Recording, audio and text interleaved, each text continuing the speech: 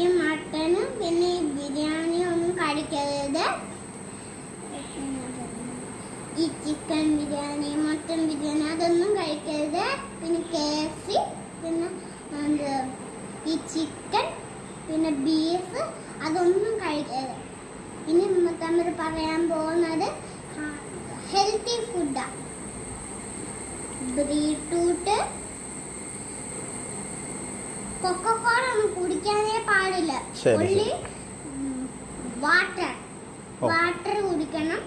അത് കഴിഞ്ഞിട്ട് നമ്മുടെ കുക്കുംബർ കഴിക്കണം, ക്യാരറ്റ് കഴിക്കണം, പിന്നെ ആപ്പിൾ കഴിക്കണം,